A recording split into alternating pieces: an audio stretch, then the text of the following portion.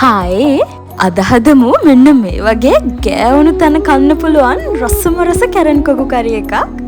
මුලින්ම කැරන් කොකු ටික හොඳට සෝද ගන්න ඕන. මෙන්න මේ කැල්ලත් එක්ක හොඳට සෝද ගන්න. ඊට පස්සේ මේ වගේ චූඩියට කඩා ගන්න. කඩනකොට හයියයි වගේ දැනෙන කෑලි ගන්න එපා. ඉක්මනින් කැඩෙන ඒවා විතරක් ගන්න. දැන් මම මේ කැරන් කොකු ටික තැම්බෙන ගානට වතුර එකතු කරගෙන ඊට පස්සේ මේ ස්පයිසස් ටිකක් දාලා විනාඩි 5ක් විතර උයා ගන්නවා. වතුර ටිකත් හොඳට හිඳිලා මෙන්න මේ වගේ තැම්බිලා තියෙද්දි මම ඒකට උකු පොල් කිරි එකතු කරගන්නවා. පොල් කිරි ටික දාලා ඒ ටික ඉදෙනකම් මම වෙනම තාච්චියක් අරගෙන මෙන්න මේ අමුද්‍රව්‍ය එකතු කරලා තෙම්පරාදුවක් හදාගන්නවා. කැරන් කොකු වලට ඔයාලා කියන නම මොකද්ද? ඒ වගේම ඔයාලා කොහොමද මේවා හදන්නේ කියලාත් කමෙන්ට් එකක් දාලා කියන්න.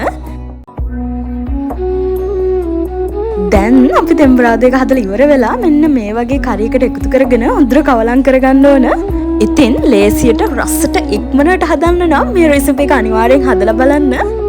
ඉතින් මේ වගේ රස රෙසිපීස් බලන්න වීඩියෝ එකට ලයික් එකක් දාලා මාව සබ්ස්ක්‍රයිබ් කරන්න. මං ගිහින් එන්නම්. බයි බයි.